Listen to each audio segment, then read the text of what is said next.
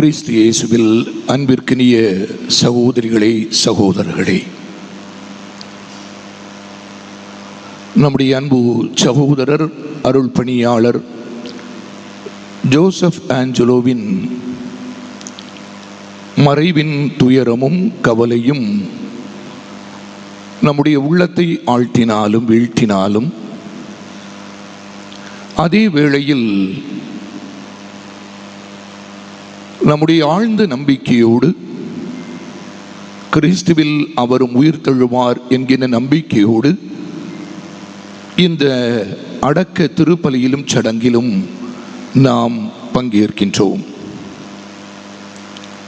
இந்த நேரத்தில் அவருடைய பேரிழப்பினால் துயருறுகின்ற அவருடைய சகோதர சகோதரிகள், அவர்கள்தம் பிள்ளைகள், பேர பிள்ளைகள், குறிப்பாக அவருடைய அக்கா அருள் சகோதரி சந்திரா, உறவினர்கள் என யாவருக்கும் மறை மாவட்டத்தின் சார்பாக ஆழ்ந்த இரங்கலையும் இறைவேண்டலையும் தெரிவித்துக் கொள்கிறேன்.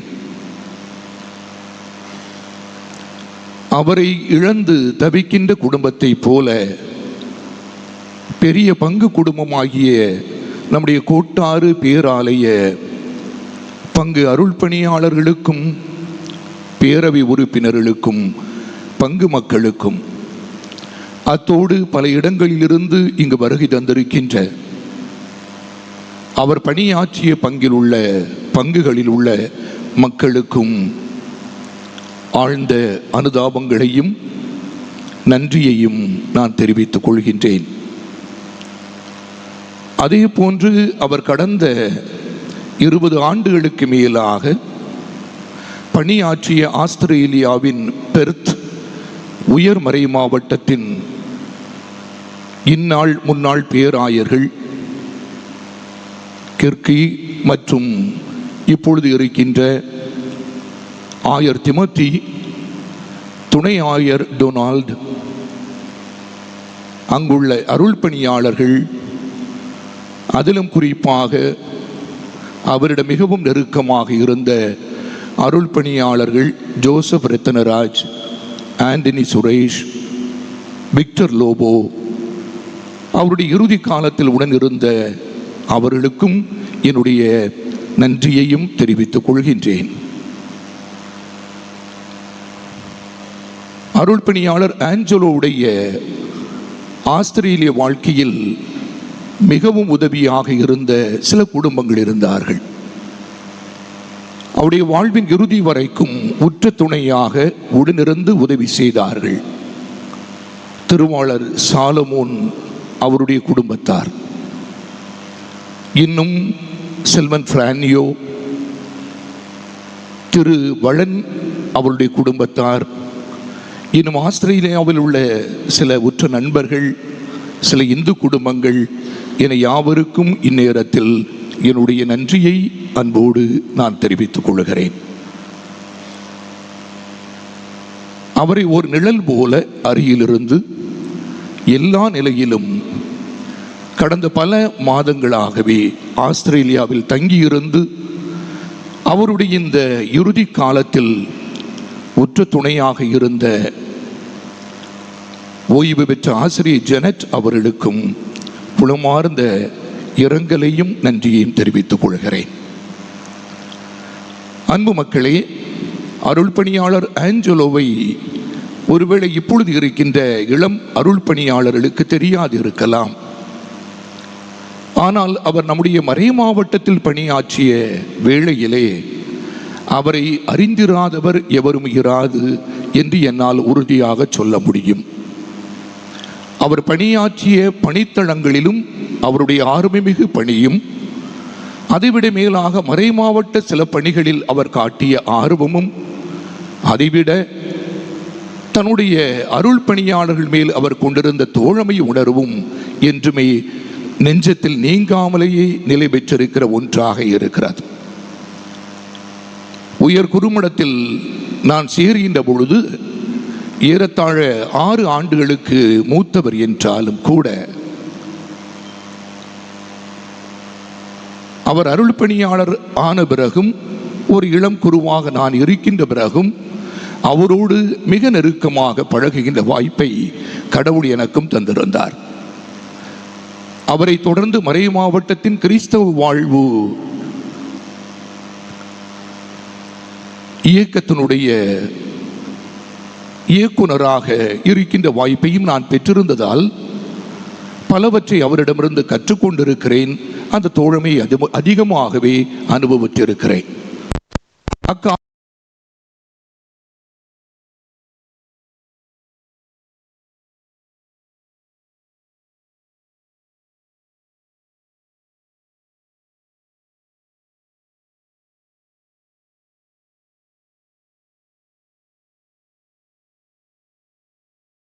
தட்டி கொடுத்திருக்கிறார், சில நேரங்களில் விமர்சித்திருக்கிறார். எவ்வாறு செல்ல வேண்டும் என்கிற வழியை கூர்மையாக காண அவர் எனக்கு சொல்லி தந்திருக்கிறார். எனவே அவ்வகையில் நான் அவருக்கு மிகவும் தனிப்பட்ட விதத்தில் நன்றி கடன் பட்டிருக்கிறேன்.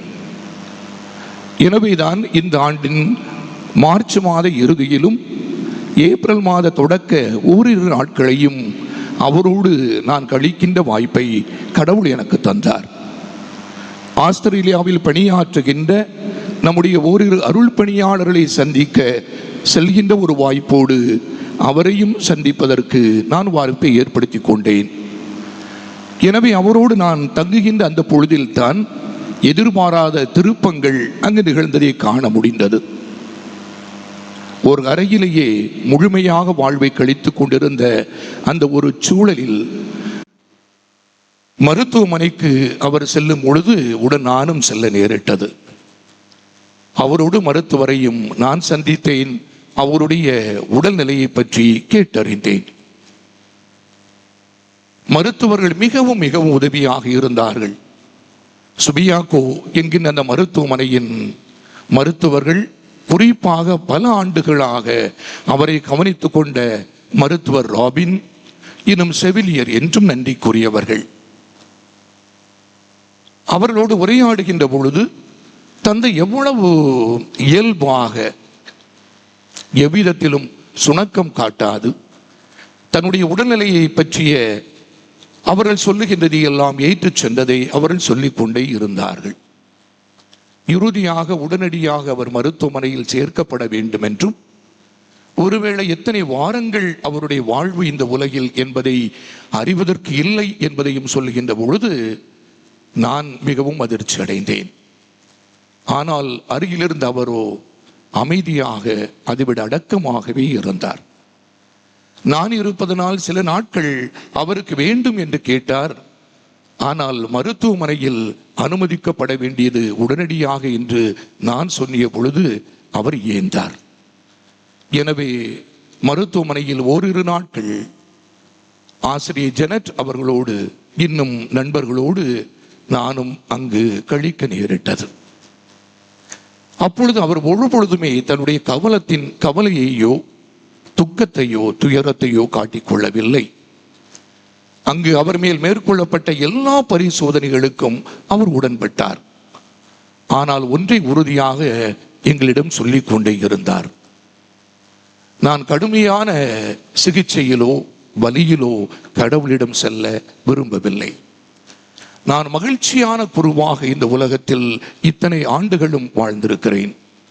நான் மகிழ்ச்சியாகவே ஆண்டவரிடம் செல்ல விரும்புகிறேன் என்பதை பல முறை அங்கிருக்கின்ற பொழுது அவர் வாயிலிருந்து நான் கேட்டிருக்கிறேன். எனவே அந்த மகிழ்ச்சியை அவரிடம் காண முடிந்தது, ஒரு மன நிறைவை காண முடிந்தது. எவ்விதத்திலும் சில வாரங்களோ எத்தனை நாட்களோ என அறியாத சூழலில் உள்ள ஏக்கமோ கவலையோ அவருடைய உள்ளத்திலும் அவருடைய முகத்திலும் அது தென்படவே இல்லை. காலையில் நல்ல கிறித்தவ பாடலை கேட்டுக் கொண்டிருப்பார். இல்லை என்றால் உடன் சிறிது உரையாடுவார். உணவு உண்ண இயலாத பொழுது கூட அவர் மிக அமைதியாகவே தன்னுடைய வாழ்க்கை நடத்தியதை காண முடிந்தது. அதில் மேலான எனக்கு ஒரு பேரு, என்னுடைய குருத்துவ வாழ்வின் 36வது ஆண்டை நினைவை அவருடைய அந்த ஒரு சிறிய அறையிலேயே அவரோடு திருப்பலி நிறைவேற்றியதை நினைவு கூறுகிறேன். நாங்கள் மூவர், அவர், ஆசிரியர் ஜெனட் மற்றும் நான். இத்தனை ஆண்டுகள் என்னுடைய நண்பர் குழுக்களோடு நான் அந்த ஆண்டு திருப்பலி நிறைவேற்றிவிட்டு அந்த நாள் அவரோடு நான் இணைந்து மிக எளிய விதத்தில் நிறைவேற்றியது கடவுளுக்கு நன்றி சொல்ல வேண்டிய ஒன்று என நான் நினைக்கிறேன்.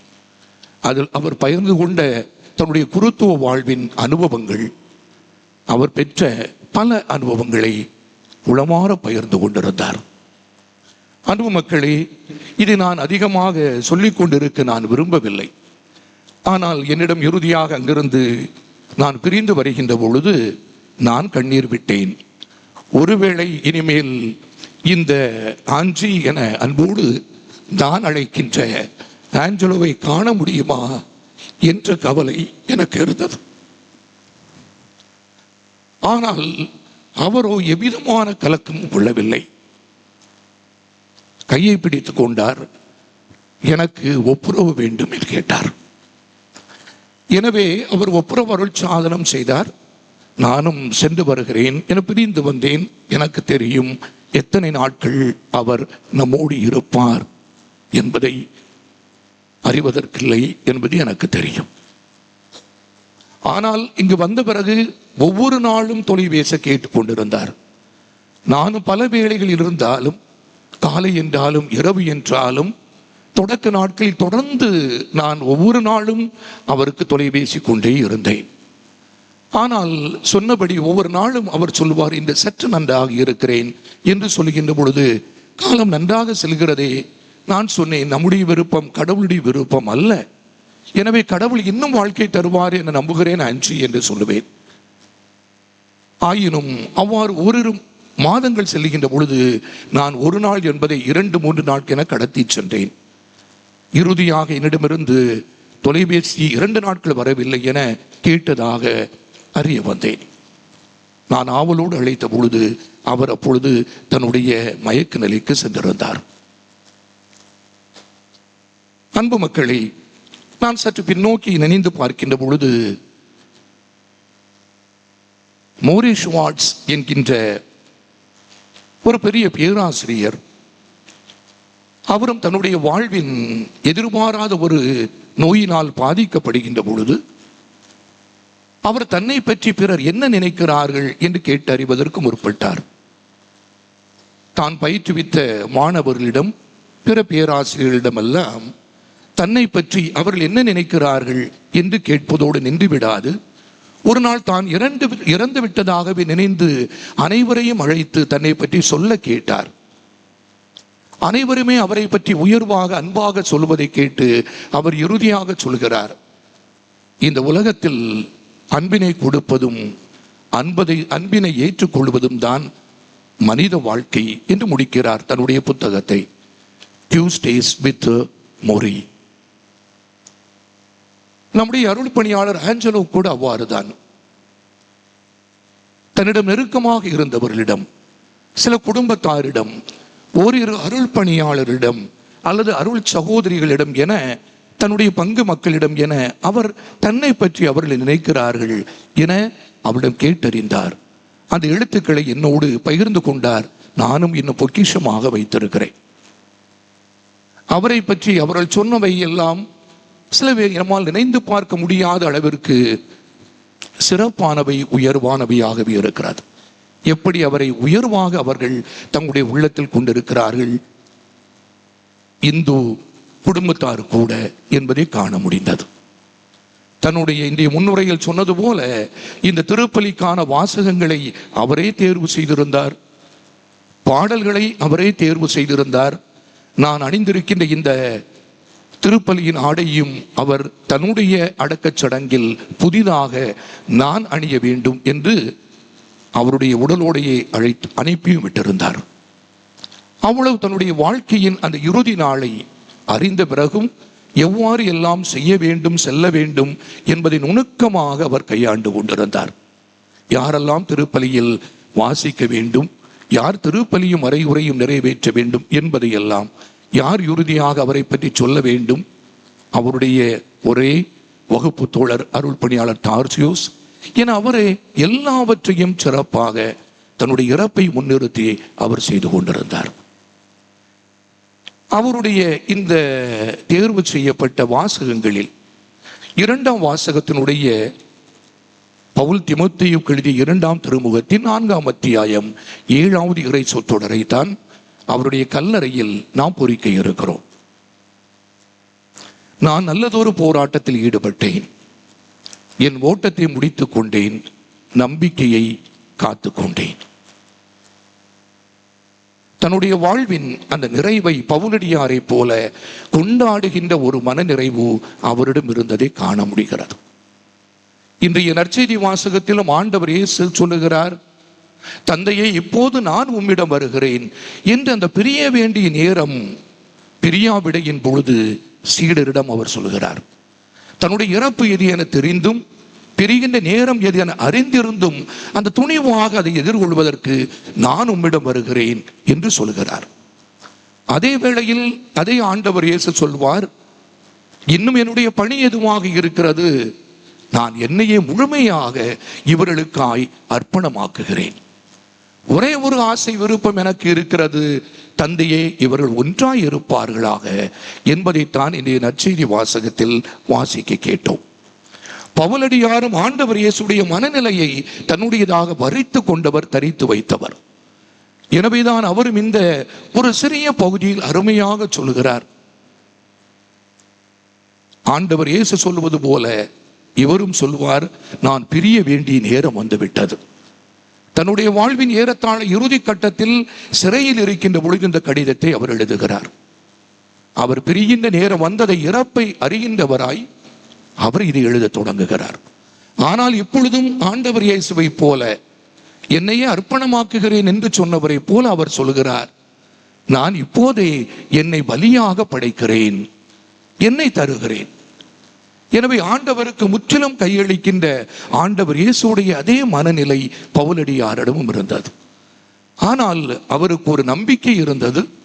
என்னவென்றால், நான் உழைத்தது, நான் ஆற்றிய நற்செய்தி பணி, மக்களுக்காக நான் செய்த அறச்செயல்களும் அன்பு செயல்களுக்கும் அந்த ஆண்டவர் ஒரு நாள் எனக்கு கைமாறு வெற்றி வாகை தருவார். அதை நான் உறுதியாக எதிர்நோக்குகிறேன் என்றே அவர் சொல்லுகிறார். ஒவ்வொரு அருள் பணியாளருடைய வாழ்வும் பணியும் இது என நான் நினைக்கின்றேன். ஆண்டவர் இயேசுவை போல, பவுலடியாரை போல அவர்களும் தாங்கள் ஏற்றுக்கொண்ட இந்த குருத்துவ வாழ்வில் ஒவ்வொரு நாளும் நிறைவேற்றுகின்ற திருப்பலி என்றாலும், அருளடையாளங்கள் என்றாலும், ஆற்றுகின்ற அன்பு பணிகள் என்றாலும், அவர்கள் பிரிகின்ற நேரம் வரைக்கும் தங்களை அர்ப்பணமாக்கி கொண்டு பலியாக அவள் படைத்துக் கொண்டே இருக்கிறார்கள். அழுவாரோடு அழுது, மகிழ்வாரோடு மகிழ்ந்து, பிற மக்களோடு தங்களை அடையாளப்படுத்தி அவர்கள் தங்களையே பலியாக படைக்கின்றார்கள், அவர்கள் அர்ப்பணமாக்குகின்றார்கள். அதே வேளையில் அவர் செய்கின்ற ஒவ்வொரு பணியிலும், எதிர்கொள்கின்ற சிக்கல்களிலும், துயரங்களிலும், எதிர்ப்புகளிலும், துன்பங்களிலும் அவர்கள் ஆண்டவருக்கே அதை அர்ப்பணித்து தன்னிடம் ஒப்படைக்கப்பட்ட மக்களோடு இறுதி வரை இணைந்து வாழ்வதற்கும் அவர்களுக்காக உழைப்பதற்கும் தங்களையே பலியாக படைக்கின்றார்கள், அர்ப்பணமாக்குகின்றார்கள். இதுதான் ஒரு அர்ப்பண வாழ்வு, இதுதான் ஒரு அருள்பணி வாழ்வின் அழகும் அருமையுமாக இருக்கிறது. அதை அருள் பணியாளர் ஆஞ்சலோ மிக கச்சிதமாக அருமையாக தன்னுடைய வாழ்வில் செய்தார் என்று என்னால் உளப்பூர்வமாக சொல்ல முடியும்.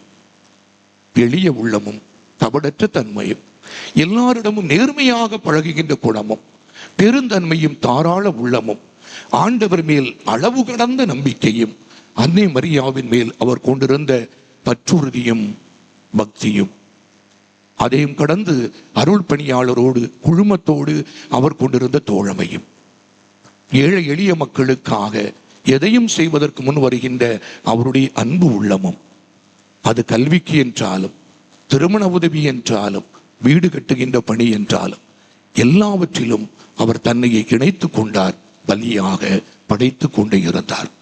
இறுதியாக அவர் ஒருவேளை நினைத்திருப்பார், நான் என்ன விட்டு செல்வது, எனவே தன்னுடைய இரு கண்களையும் கூட அவர் தானம் செய்தார்.